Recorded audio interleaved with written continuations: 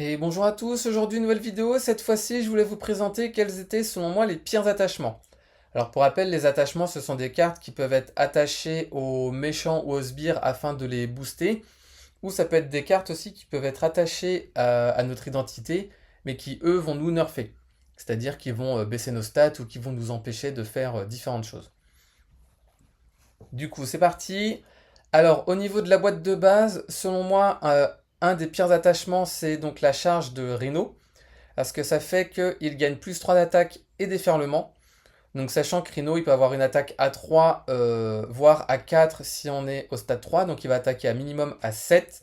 Si on n'a pas d'allié, on va être obligé de défendre, donc on va au moins subir 5 dégâts.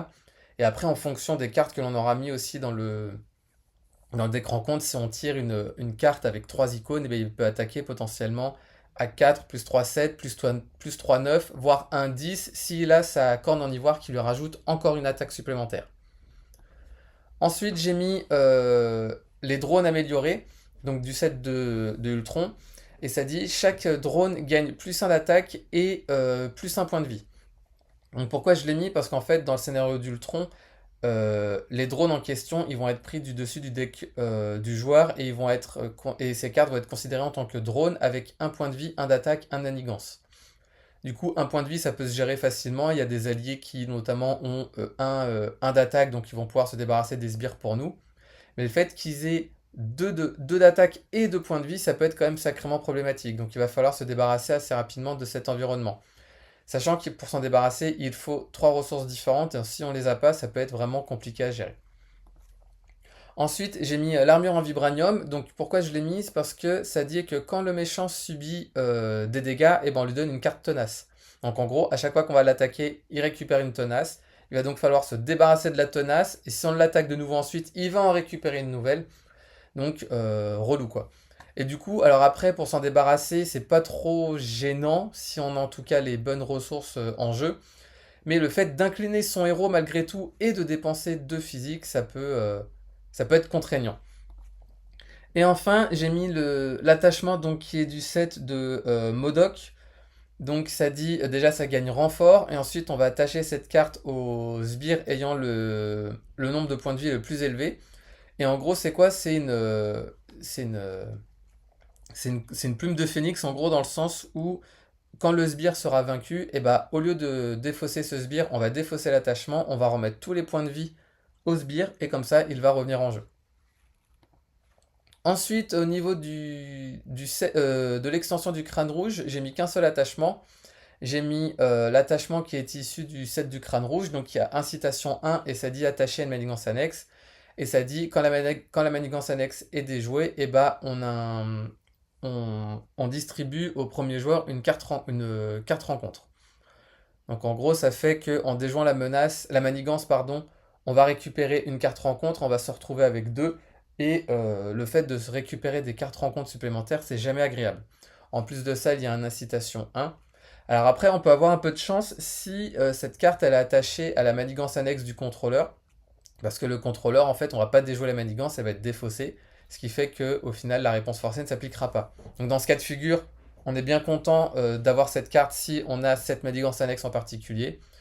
Sinon, ça peut quand même être compliqué à gérer.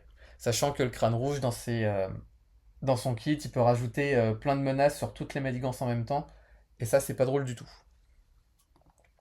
Ensuite, dans Combatis Galactique, donc j'ai mis l'image ici, l'attachement, pardon, du scénario Infiltrer le musée. En gros, on l'attache au collectionneur et ça dit quand le collectionneur est censé subir n'importe quelle quantité de dégâts, on met cette carte dans la collection et on prévient tous ces dégâts et on place un nombre de menaces égal aux dégâts prévenus. Donc ça, c'est une carte vraiment qui est horrible parce que pour rappel, le scénario Infiltré de musée, quand on défausse une carte, et ben on la met dans la collection et s'il y a 5 cartes par joueur dans la collection, la partie est perdue. Donc, et puis les cartes défaussées, ça peut être des améliorations, des alliés, enfin tout. Donc ça peut vraiment être dur à gérer. Et donc là, en gros, il va falloir que on inflige des tout petits dégâts pour que en fait on puisse rajouter au final une seule manigance. Mais si on était par exemple fin de partie et qu'on voulait l'achever au tour prochain et qu'au final on se retrouve avec cette carte là, et bah ça peut être chiant en fait littéralement. D'ailleurs, c'est pour ça que moi, ce scénario, je le joue pas parce que je le trouve vraiment pas agréable du tout. Ensuite, j'ai mis Fanatisme donc de Ronan, donc qui gagne renfort. Et l'attaque, quand il nous attaque, ça gagne perçant et déferlement. Et il a plus 1 d'attaque, sachant que Ronan, il a déjà 3 d'attaque. Et avec son marteau, il a 4. Donc là, il va attaquer à 4 avec perçant et déferlement. Et il suffit qu'il tire des icônes pour que ça fasse encore plus de dégâts. Donc ça, c'est une carte qui est vraiment horrible. En plus du fait qu'il renfort, bah, c'est vraiment double peine.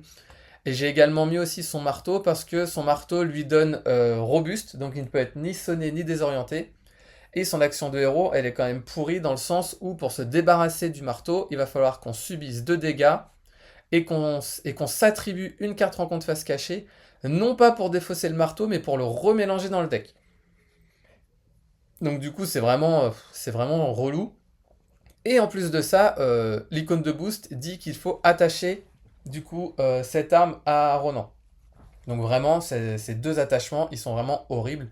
C'est d'ailleurs pour ça que pareil, hein, c'est le scénario de Ronan, je le joue jamais parce qu'il est en fait, il est pas agréable du tout. C'est vraiment injuste au possible.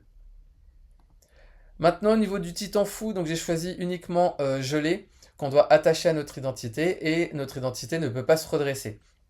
Et pourquoi je l'ai mis? Parce que en soi, c'est pas forcément une carte qui peut être compliquée, mais le fait de ne pas pouvoir se redresser, c'est vraiment embêtant. Et en plus de ça, ça nous oblige à passer sous forme d'alter ego pour s'en débarrasser. Donc si on peut pas passer sous forme d'alter ego parce que le méchant, si manigance, on perd la partie, et bah au final, à la fin de notre tour, on pourra pas se redresser. Donc si on avait besoin de défendre, et qu'au final, si on avait besoin de défendre, mais que le méchant réalise une grosse attaque, et bah on peut perdre suite à cette attaque. Donc c'est plus contraignant qu'autre chose.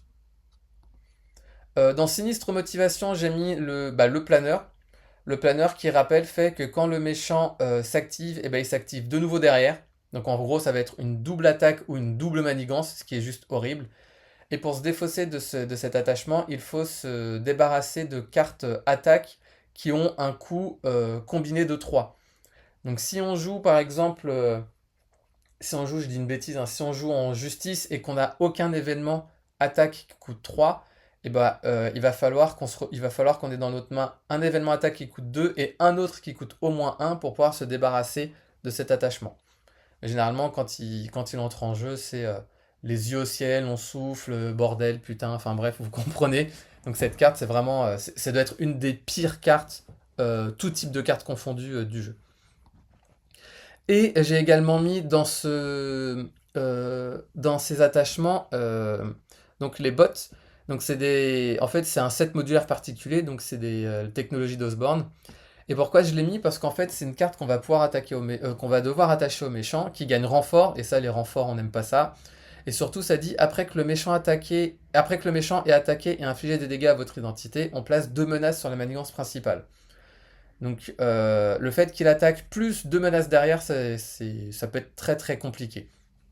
Et ça, c'est un set modulaire que j'aime bien, que j'ai jamais joué encore en vidéo, mais que j'aime bien jouer de temps en temps, notamment quand je joue Rhino. Peut-être que ce sera l'occasion de faire une partie avec Rhino et ce set modulaire.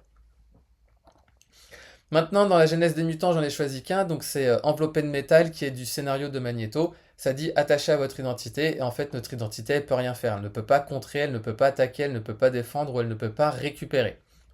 Donc rien que ça, c'est compliqué. Et ensuite, ça dit action, donc inclinez votre identité et dépensez une ressource physique pour défausser cette carte. Donc en soi, pour la défausser, c'est pas trop compliqué, mais c'est le fait de ne pouvoir rien faire en fait qui fait que ça peut littéralement nous flinguer un tour. Et si en plus on n'a pas de bol et qu'on a 0 ressources physiques dans notre main, eh ben, il va falloir qu'on attende le prochain tour et du coup on sera de nouveau pénalisé. Maintenant, dans Next Evolution, j'ai choisi donc cette carte qui est issue du set de Strife. Donc ça dit attaché à votre identité. Et ça dit vos alliés, amélioration et soutien entrent en jeu inclinés.